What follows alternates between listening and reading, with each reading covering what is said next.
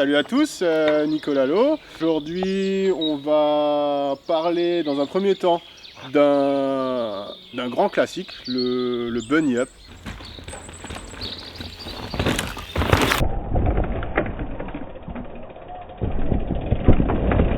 Pour tous ceux qui ne connaissent pas le bunny up, ça va être tout simple, il va nous sauver la vie dans pas mal de circonstances. Ça va nous aider à optimiser notre trajectoire, à fluidifier notre ride.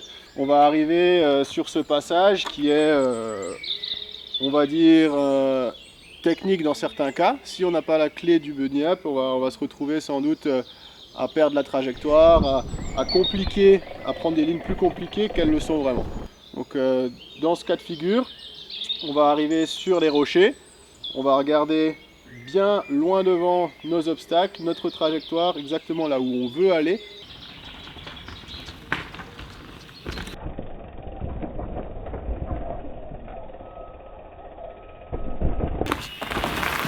Le mouvement dans sa globalité, on va arriver sur la ligne, on va toujours garder le regard loin devant.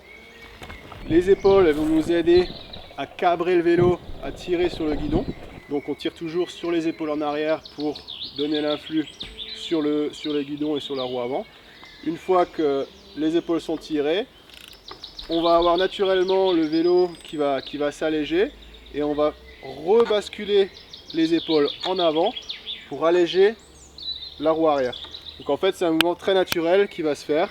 Allez, on tire en arrière les épaules et d'aussitôt on va les rebasculer en avant, ce qui fait qu'on va lever la roue avant et relever la roue arrière et ça va tout simplement, avec une bonne fluidité, nous permettre de passer par-dessus les obstacles. Jambes tendues, fesses levées, tire les épaules et on bascule.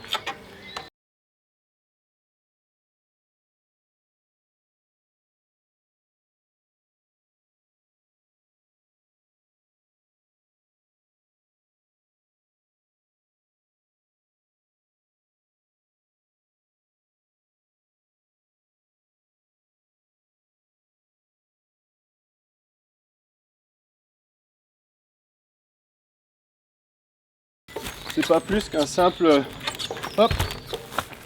bunny. De cette manière-là, ça va nous faire des lignes plus propres. On va pas faire des virages qui ne sont pas nécessaires. Donc, et essayer d'appliquer ça dans chaque courbe et dans chaque lecture de terrain sur une descente de 10, 20 ou 30 minutes, ça fait des gros écarts de temps à la fin et surtout beaucoup d'économie d'énergie. Encore une fois, l'énergie, quand on a de l'énergie, c'est bien d'utiliser à bon escient. Donc peut-on l'utiliser pour faire des bunny up, pour faire des efforts qui aident à fluidifier le pilotage plutôt que les utiliser en sortie de courbe, à forcer pour remettre le vélo dans l'angle. Voilà sur un bunny up version un petit peu plus engagée, comme je disais tout à l'heure, le bunny up peut se manger un peu à plusieurs sauces. Ici on a un obstacle qui est un peu plus haut, qui lui est plus court, mais voilà, le bunny va nous servir encore une fois pour passer par-dessus et éviter de faire une simple courbe et d'aller manger les pierres qui sont juste en face. Là le geste va être un peu différent, étant donné qu'on a plus de hauteur, il va falloir vraiment basculer la roue arrière au travers.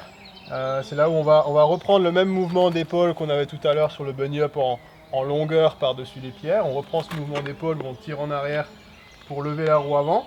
On va rebasculer avec une impulsion bien dynamique et bien plus puissante pour pouvoir lever et en même temps tirer sur nos pédales pour que la roue arrière va passer par-dessus le Honda.